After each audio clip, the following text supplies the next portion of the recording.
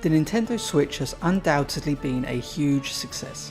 Not only are we getting games the standard of Super Mario Odyssey and Breath of the Wild, but on a handheld console. So it's no surprise that Pokemon Sword and Shield, the first mainline Pokemon games for the Switch, are the most anticipated entries into the series in a long time. But will it live up to the hype? Whether it does or not, I can't wait. And here are 10 things, some pretty obvious and some maybe more unlikely, that I'd love to see in the 8th generation. The ability to visit older regions. Remember back when you first played Pokemon Gold and Silver and discovered when you thought it was all over that you could go back to where it all began in Kanto? You not only got your fill of nostalgia, but you could see what certain characters are now up to after the originals. Imagine the option to go back to certain regions and revisit old gyms and locations with an updated look and storylines. They could even release access to particular regions as DLC down the line. An updated Pokemon Bank. As Theresa May and those Russian meerkats would say, this one is simples, and I'd be surprised if it doesn't happen. It's been a smart addition to the games, and a much smoother way to trade up Pokemon from the past generations.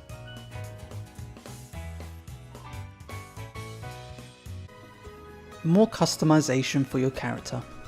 The option of extra outfits was a nice touch to the Pokemon Let's Go games, but the customization of your character still felt limited. They could even include throwback attires to older games and characters in the region DLC packs I mentioned earlier. Simples. Okay, sorry, I'll stop that. The option to be a villain. I know, very unlikely, but imagine the chance to be a villain with a potentially different story path to the Elite Four. Picture it. You're given a chance to join a splintered group of former Team Rocket members trying to reform the gang to their former glory. Well, glory-ish. You then work your way up to the ranks and help lead them.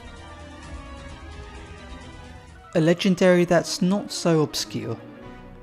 I know, to be honest, they've all been a bit weird, but at least Mewtwo had a logical and interesting backstory that gave the first generation an intriguing mystery to add some depth. After seeing that strange image in the grass from the last Pokemon Direct, I'm hoping we might get another legendary more along the same lines. The ability to approach particular Pokemon in the wild. Another feature I really enjoyed in the Let's Go games. No, not the catching method. We can leave that one out, thanks. With the option to approach particular Pokemon in the wild, rather than have yet another unwanted Rattata pop up randomly as you're looking for a particular Pokemon or in a hurry to get somewhere. Much like ditching the need for HMs in Sun and Moon, I think this would be a welcome addition to the series. Bring in themed events. Just a little something I think would be a fun addition. Much like in Pokemon Go, why not add themed events for holidays or anniversaries? You could have new outfits, or maybe shiny variations of certain Pokemon appearing for a limited time.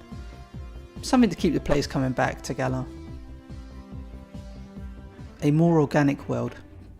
Games like GTA, Red Dead and Breath of the Wild managed to create rich worlds that felt lived in.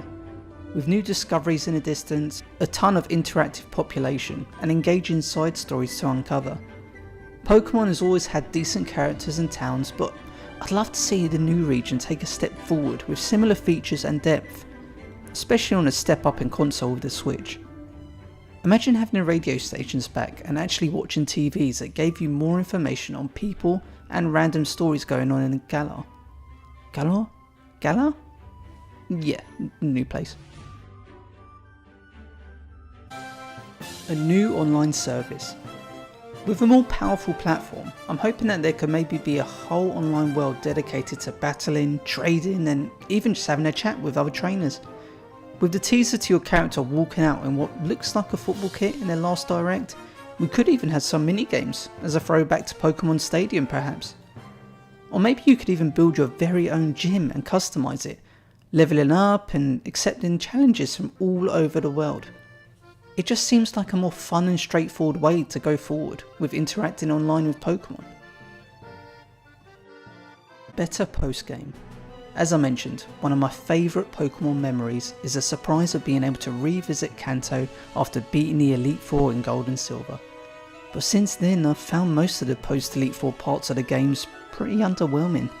Why not open up even more for us after we've achieved champion status? We could become our very own gym leader, or even become a member of the Elite Four. As I said earlier, I'd also happily take the older regions being accessible as DLC later on.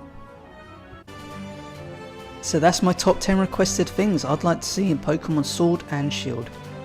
Even if it's not all in there, I can't wait to jump into a new world and see what's in store. If there's anything else you'd like to see, let me know in the comments. If you've enjoyed my list, then please like and subscribe for more weekly videos on the way. Cheers for watching.